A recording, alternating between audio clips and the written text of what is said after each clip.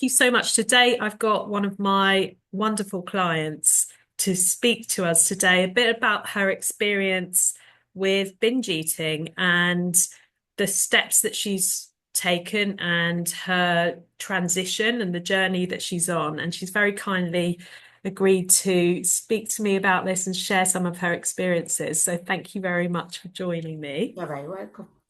Um, you just to get started, you have quite a long history of binge eating and your relationship with food has been affected for a long time. Do you mind telling me a little bit about, how about it and how long it's been going on for and Yeah, yeah. and how long I've been in denial for, and all these kind of things.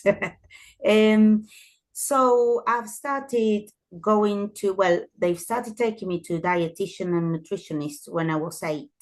Mm. Um, I wasn't huge, I don't think, but I was plump, young girl, and I'm from Argentina, and over there, I think image is quite a big thing. So my mum thought there was a problem, I needed to slim down. So that's kind of the beginning. And the first one I remember probably when I was maybe younger than 8, because I couldn't really read and write that well. So they used to make me um, color in pictures of vegetables and stuff like that. So that's the beginning. So it's been a lifetime of struggle with food. I think from there it started being the awareness that there was something wrong, and then my relationship with food it's never been a good one because it's always been good and bad, forbidden, they should and shouldn't. So all through my childhood, I was always on a diet or another, in, by nutritionist or young slimmers groups. Mm. Which my brother very nicely branded fatties. That wasn't very, Mm. very positive.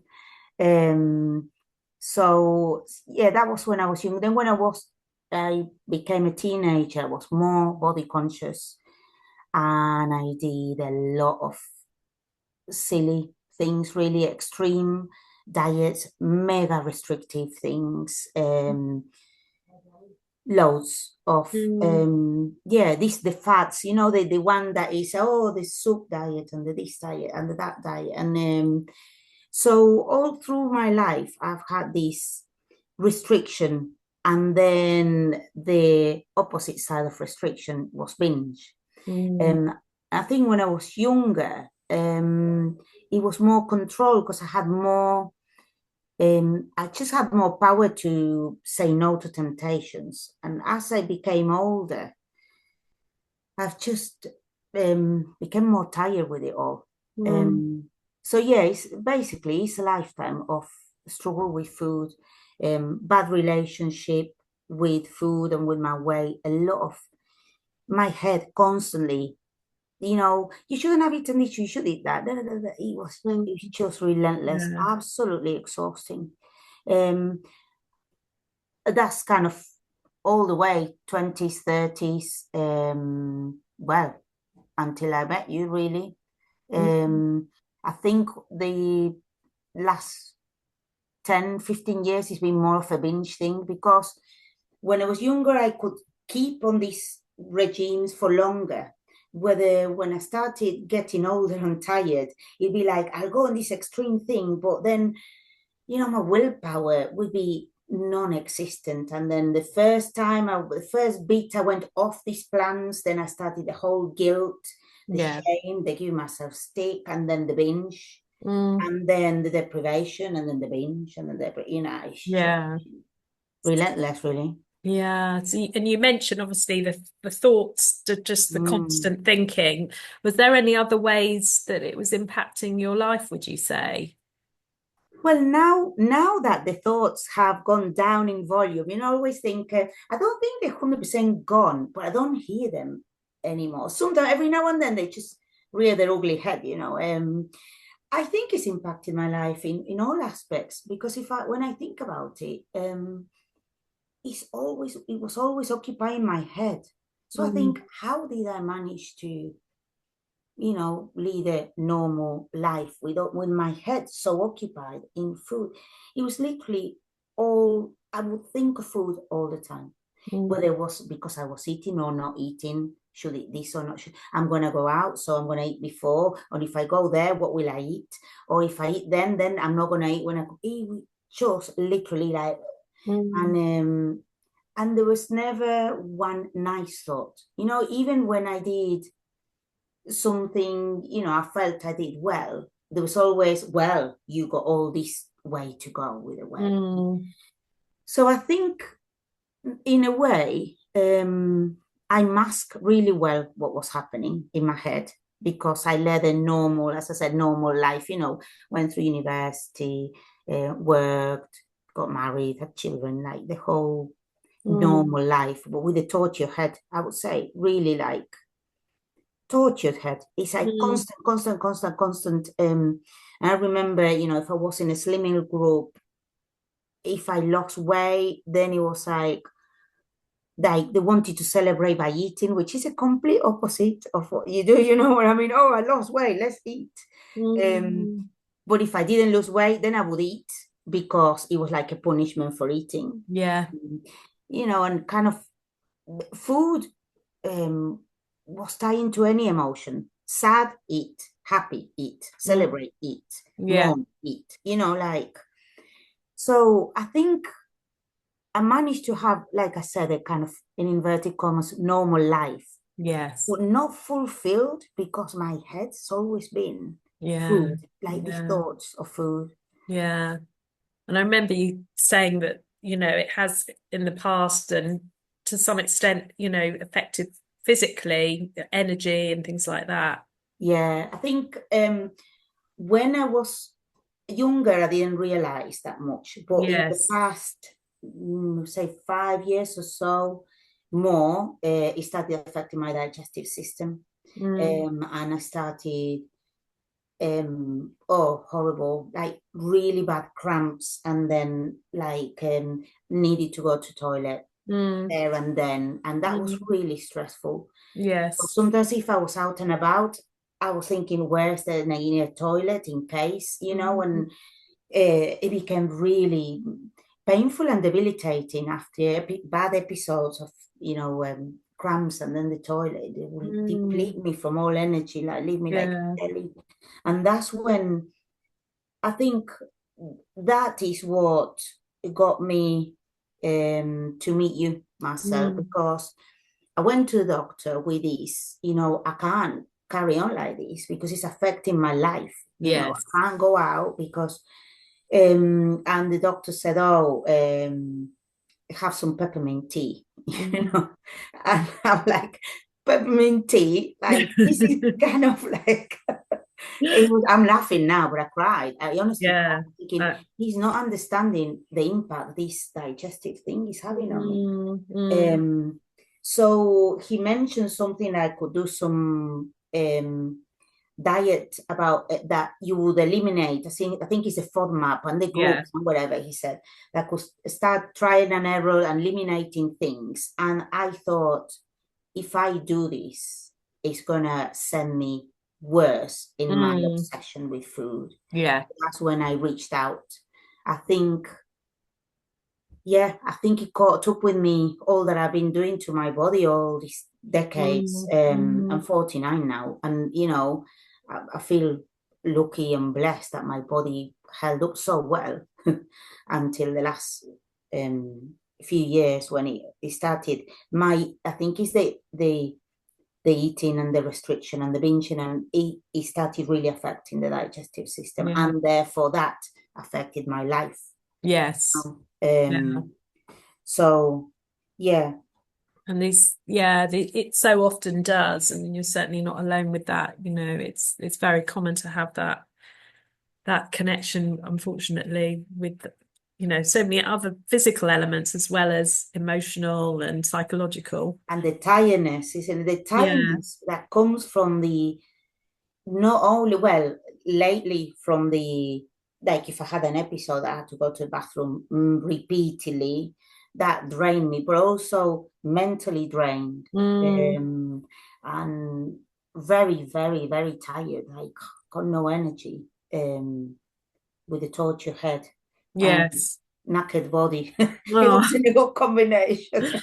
yeah. So, and obviously when we started work together, there's so many aspects that we have to look at because it's a very complex condition. I think perhaps many people don't really understand it. Are there any kind of standout sort of strategies or things that you found particularly helpful that you can think of? Um, in general, what I love is that the way you approach things is never by imposing. You always say, I wonder, and like you kind of put questions out there, and I can take what you never say you should eat this, not eat this, do this, not do that. So you kind of throw them out there in a way that it feels that I've got some sort of not sure with the control, but I've got to say whether, yeah, I Yes. think that's a good idea, rather than, Yeah. in the past, this is what you do. So that's Mm, definitely been really good because it's also made me take ownership. yeah. When you do something someone says, you just Yeah. do what it says in there, what they told you to do, but you don't really think about it. So I think this whole treatment has made me connect a lot with myself. So that the I wonder, the way you put things is amazing.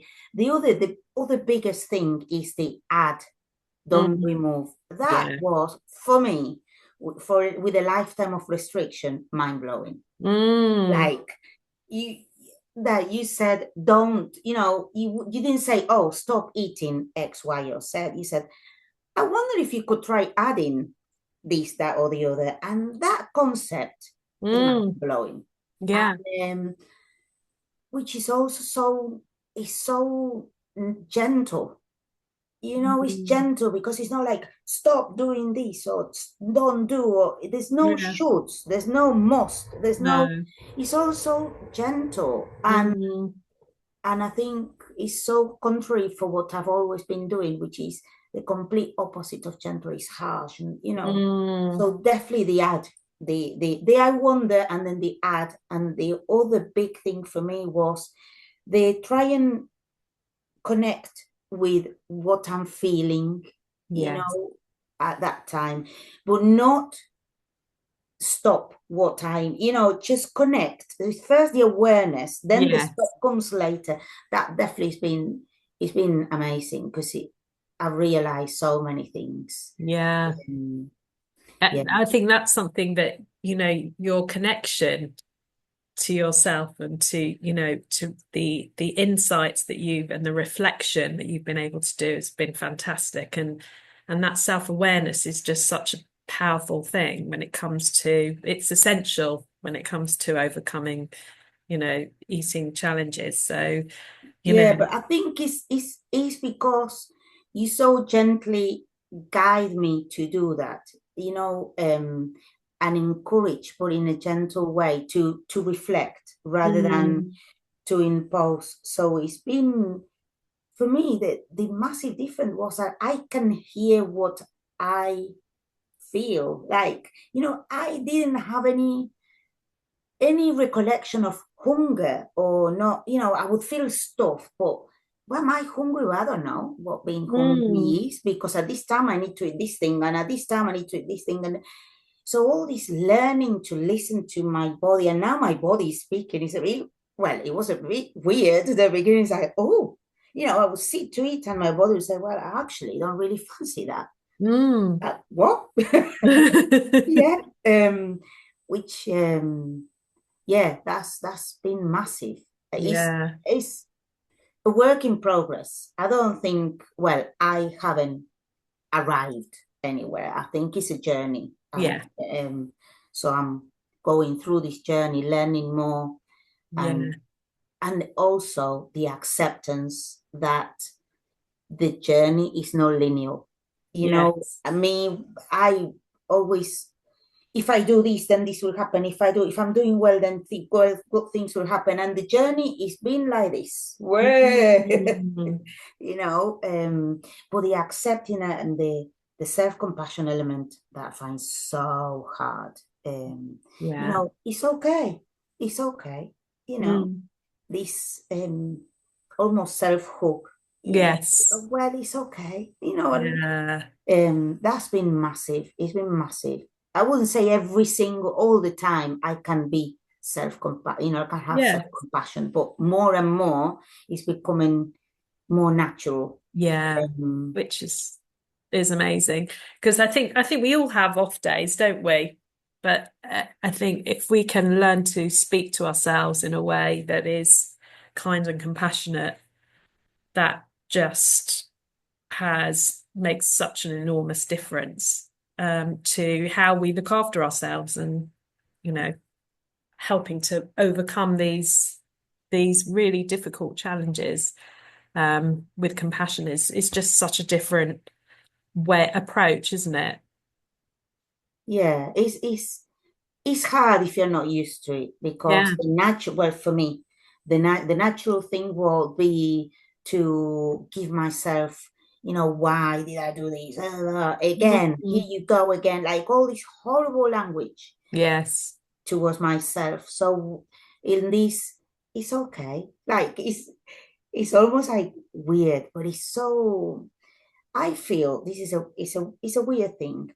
So I feel lighter. In the whole me feels lighter. Mm. Um, like fluffier. I don't know how to explain. Like before, it's so intense, so dense, so way down with it all. Mm. And this is not to do with physical body weight. It's Yeah. to do with the feeling of Yes. feeling lighter. You know, Mm. this the self-compassion is almost like it's so it do, by giving myself stick, I would weigh myself down. Here you go Mm. again. You know, whether it's Mm. like, well, it's okay. And knowing, even knowing that it's okay, it I'm having so many less binge episodes, you know, Yeah. because I don't know. It's strange. It's a good strange. Yes. But it is so true. I mean, that sort of self-esteem and the way you speak to yourself is just working on that aspect is such an important part of the process. So, yeah, so you've got throughout the process, I know that you've shared with me lots of kind of light bulb moments and wins and Yeah. which has been wonderful to see. Yeah, that's another one. The wins Yes. and the learning experience. Oh, I've forgotten to say this when you said which were the big things. The other massive thing was to see the when things don't go well, rather than a bad thing as a learning experience and just reframing, Mm. you know, just that mental reframe that this is not failing. This is not, oh, you've gone back to, this is Mm. a learning experience. Just that reframing of the wins. I realized also I never thought about wins because wins were a given. It was something I'm No. supposed to, you know. So this having to think and write down, because I do write them down, wins and learning experiences made me think more about the good things. So, oh, win, and there's a win in there. I started seeing a lot of wins where in the past I wouldn't have seen any. Yeah. Then the learning experience is such a lovely way of saying it because the Mm. action might still be the same, but how, you know, how it feels when you're writing Mm. it down, it's like, Mm. well, this is a learning experience. It's not like a big cross or a, you Mm. know, you've gone wrong. And No. as you said, I've had loads of light bulb moments. And I come to the sessions, I'm like, I come with like little notes. Yes. I love your little notes. Never They're shut great. up. But yeah, and as you say, the learning experience, it is about rather than beating yourself up, what can I learn from this? And actually, it's actual gold dust, isn't it? Because you can learn so much from the experience. Because if you were all perfect, not that there's anything, perfection doesn't exist, but if everything was as you thought it should be, then you would never be learning and moving forward in the process. That's the thing. If everything, because I realize also through this work that I do have a lot of perfectionist traits. I don't want to label myself as a perfectionist because that's another thing I've learned, that labeling is not a good thing. But I do have Mm, a lot of. So if you think tick tick tick tick, you're doing well, you're doing well. The first thing you don't do well, you think, oh, I've blown it. Oh, mm, I failed. Oh, and you don't see that you've actually had 20 wins and one mm. cross. Well, I didn't. And I Yeah. only saw the one cross. I failed. I've blown it. I've done it again. And Mm. all this massive negative self-talk, that if you reframe it as, well, this is a learning experience, and I keep on with the wins, Yes. and then another learning experience. And sometimes they come two, three, four learning experiences. It's okay. It's okay. It's Mm. okay. Keep going. That's massive. That is really massive. The perfectionist, you said it, perfection doesn't exist. And Mm. I think for me particularly, the striving for this perfection took me in a may put me in a bad place for a long time. Yeah. Yeah. No, definitely. It's something that so many people share, and certainly I think, it's something that many people also struggle with, is finding their wins. And when you can start to acknowledge them, yeah, it really shows progress forward, Yeah. definitely. So, we are obviously we're still working together, but we don't see each other as often. Whereas initially we started off, it starts off quite intensively, and now it's more of a check-in sessions, I would say, isn't it? Would you say now? How would you say? I mean, you've already mentioned some of the things, I suppose, but that it's impacted your life now that you're able to have made these changes and transition. Well, I definitely think I'm more aware of me. Um, I also love having our sessions, even though they're every 3 weeks or whatever. At the beginning, they were more often, and then because it's a good way to share. I write things down. I could share with my husband. He doesn't really get it, but you get it.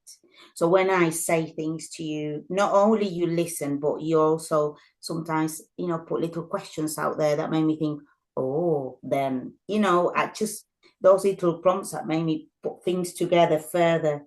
Um, I think now I haven't had so I don't want to it's very very descriptive because it might trigger whoever is listening. But when I used to binge in the past, I used to feel possessed, that I had zero control over what Yeah. was happening, almost like I was an spectator in what I could see happening. The whole thing, I had no control. Mm, I felt my visual thing was like the creatures, like da, da, da, da, coming, and I just couldn't do anything. Whether now I can feel it's gonna come, I can feel, and I've got a few tools to use, breathe.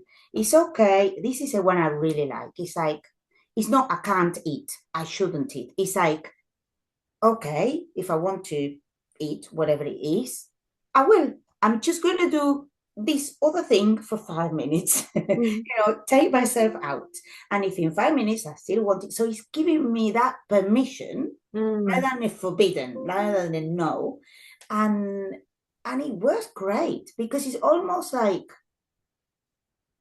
it's liberating. I don't know how to explain it. Because mm. otherwise it's like I shouldn't eat, then I don't eat, then it's the only thing I think. I want to eat it, I want to, whether Yes. now it's like it's okay, I can't eat it. I'm just gonna go to another room, do a bit of breathing, or what is it? That's another thing I've learned. What is it that I am feeling? Mm, What is very uncomfortable sometimes if you're used to stuff your feelings with food, or yeah. like I was, like when this feeling come up, there was many feelings I didn't want to feel. So that's when a binge would happen. So they're having to learn to sit with Mm, uncomfortable feelings is hard, but it's definitely you know what? It proves that nothing happens. It's just the feeling. Yes, You it know what I goes. mean? It It's passes. just and it goes. It Yes. goes. And then, but it's knowing that that food, whatever it was that I wanted to eat, or is not forbidden. I can go and eat it, but Mm, maybe first do something else, or maybe first go eat. I have my little boxes which I love, like SOS boxes. So we together identified my peak binge.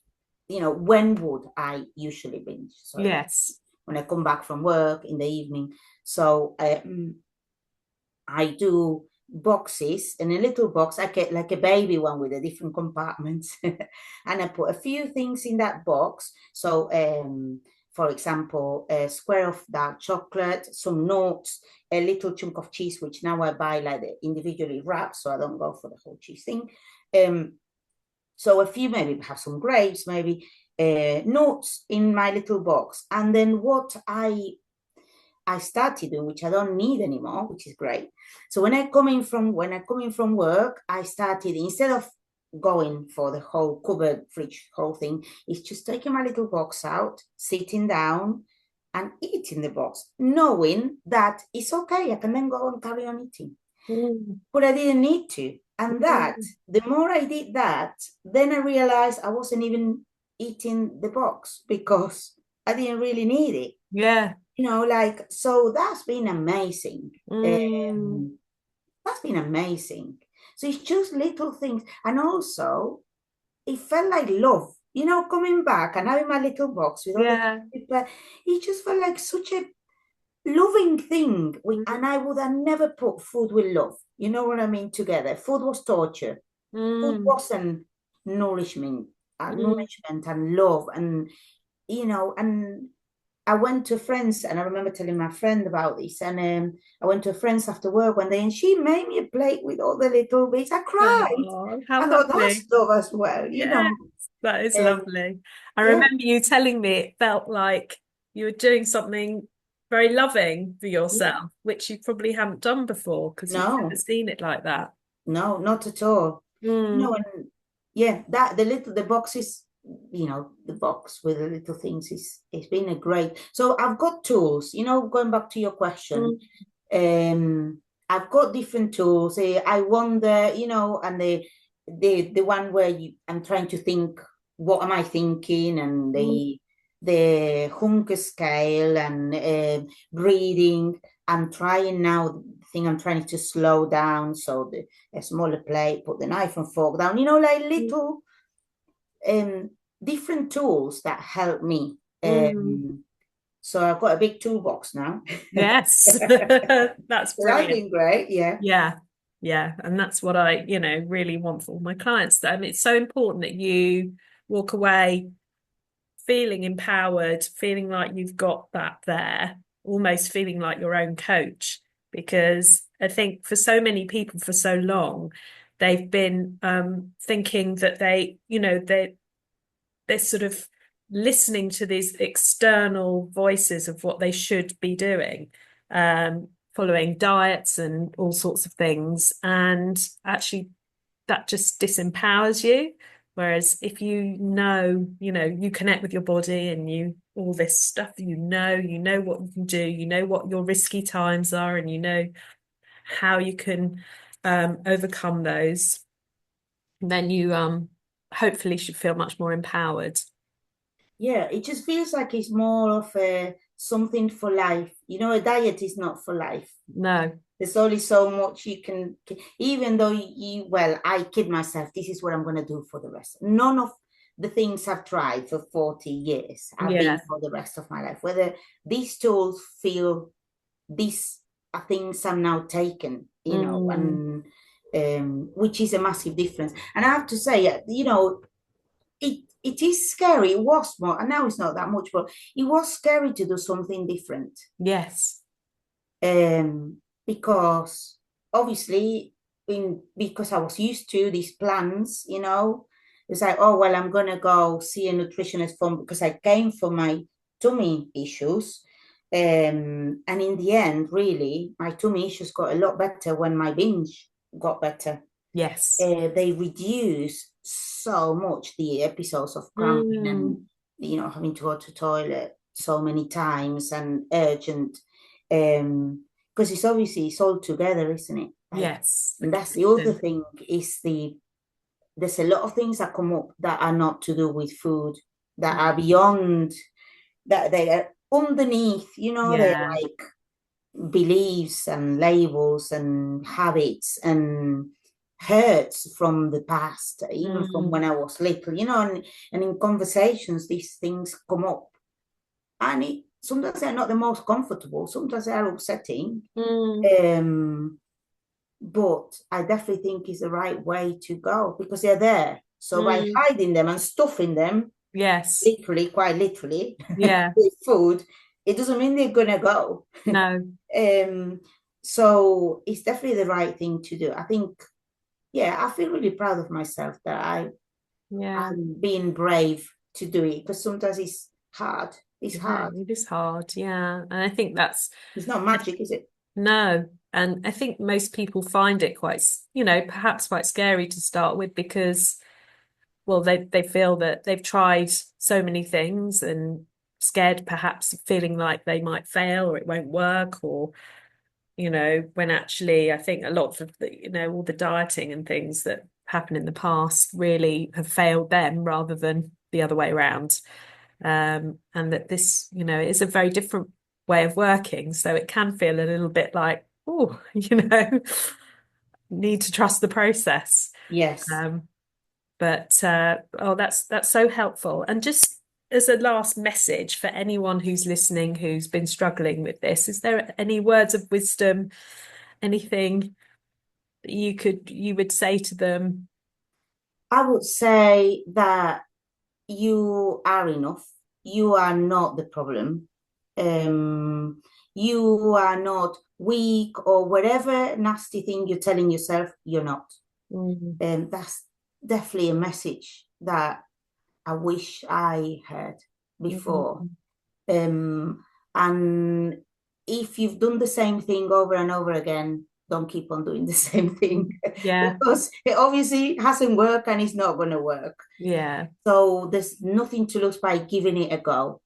I would say, it's not magic and you have to put a lot into it. yeah. But it's 100% worth it. This time it feels forever. It feels, the Mm, things, and they're not to do with the weight. I don't know. If you're listening there and you're thinking, oh, I want to lose weight, well, you're going to go beyond losing the weight. And you mm, may or may not lose the weight, but you mm. definitely lose the weight, or the one I lost is the other weight. Yes, the The weight burden. that got me always Yeah. down. So yeah, I wish everyone could have the opportunity to do something like this Mm, because it's definitely a life changing. that's And this, whoever is listening, you've got many years ahead of you. It doesn't matter what happened in the past. It doesn't matter how many years, whether like me, you were 40 years struggling with it, or 50 or 10 or 2. Look ahead, and there's still a lot of years to love yourself and be compassionate and be happy and lighter. mm, mm. Amazing. Thank you so much.